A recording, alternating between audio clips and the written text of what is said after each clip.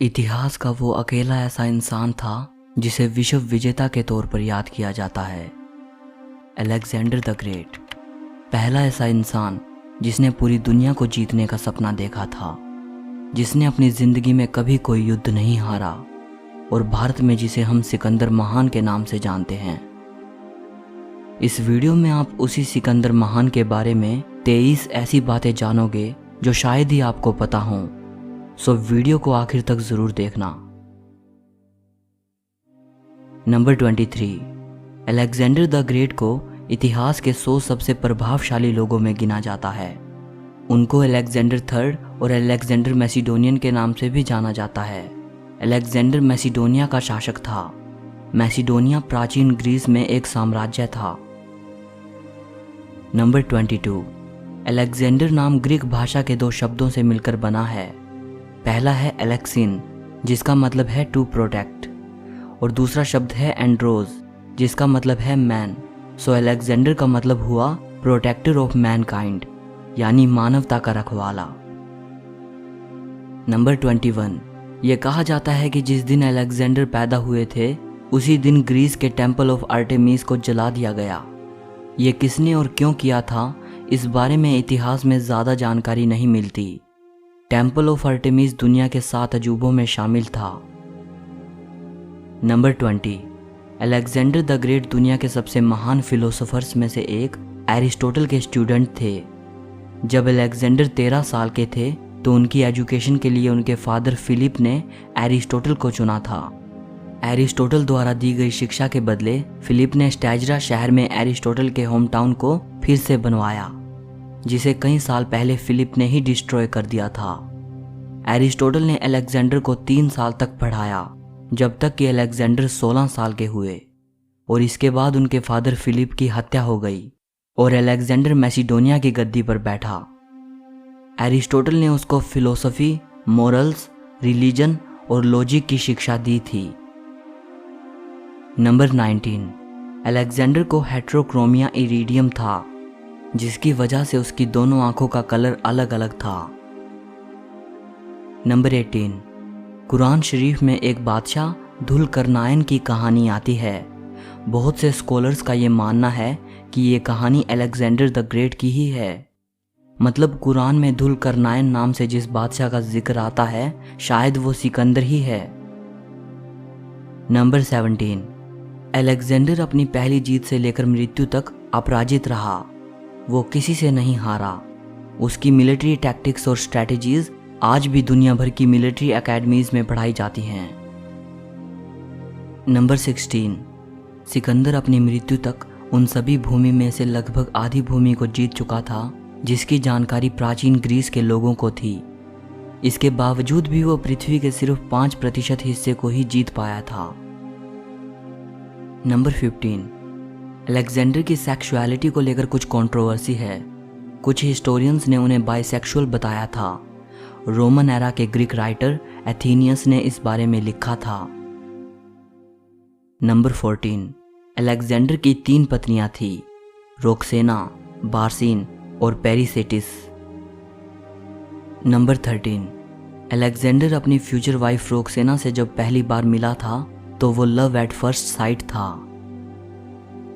Number 12, ये कहा जाता है कि अलेक्जेंडर के 2 बेटे थे, हिरैक्लिस और अलेक्जेंडर फोर्थ। कहा जाता है कि अलेक्जेंडर की मृत्यु के बाद दोनों की हत्या कर दी गई थी। नंबर 11, पर्शिया पर फतेह हासिल करने के बाद सिकंदर ने सोचा कि अगर वो पर्शियन लोगों की तरह ही दिखेगा तो उसे वहां बादशाहत कायम करने में आसानी रहेगी और वो वहां के लोगों से ज़्यादा फेमिलियर हो पाएगा। उसने वहां के राजाओं के पहनावे को अपना लिया। उसने पर्शिया के लोगों को भी अपनी आर्मी में शामिल करना शुरू कर दिया और वहां रहते हुए उसने कई पर्शियन ट्रेडिशंस को अपना लिया। नंबर 10, सिकंदर को सबसे कांटे की टक्कर भारत के राजा पुरु ने दी थी। ग्रीक हिस्टोरियंस ने राजा पुरु को पोरस नाम दिया है। सिकंदर के विजय रथ को रोकने में पोरस ने सबसे अहम भूमिका निभाई थी। उसने सिकंदर की सेना के मन में खौफ पैदा कर दिया था और उसे भारत से लौटने पर मजबूर कर दिया था। नंबर 9, सिकंदर के पास ब्यूसेफेलस नाम का घोड़ा था जिससे वो बेहद प्रेम करता था। जब सिकंदर पंजाब आया तो वहाँ उसके घोड़े की डेथ हो गई। सिकंदर ने पंजाब में झेलम नदी के किनारे 2 शहर बसाए थे। उनमें से एक शहर का नाम उसने अपने घोड़े के नाम पर ब्यूसे फैला रखा था।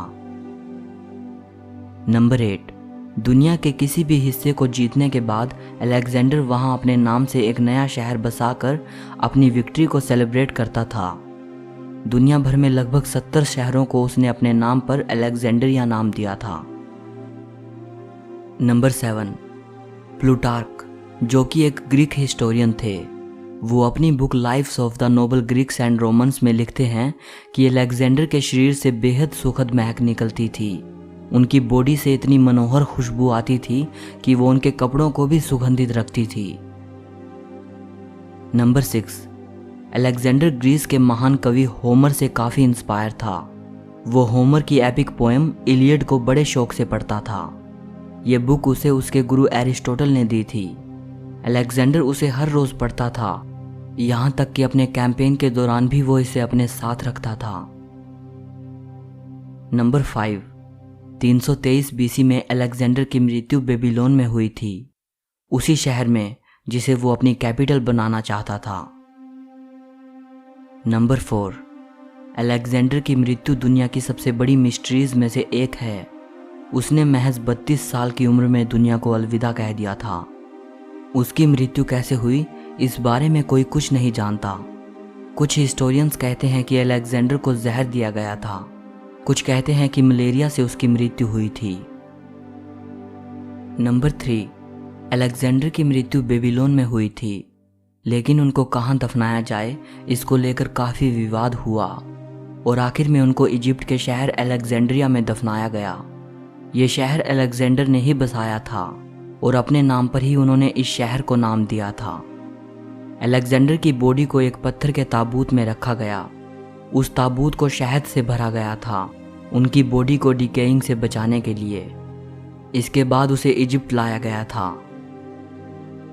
नंबर 2, इजिप्ट के अलेक्जेंड्रिया शहर में सिकंदर की कब्र थी। उनके मरने के 600 साल तक उनकी कब्र सारी दुनिया के लोगों के लिए तीर्थ स्थान रही। दुनिया के दूर दूर के कोनों से लोग उनके मकबरे को देखने आते थे। 4th सेंचुरी की शुरुआत में सिकंदर की कब्र कहीं गायब हो गई। नंबर 1, मरने के सदियों बाद तक भी रोम के लोगों के लिए अलेक्जेंडर सबसे ज़्यादा एडमायर किए जाने वाले ऐतिहासिक शख्स थे।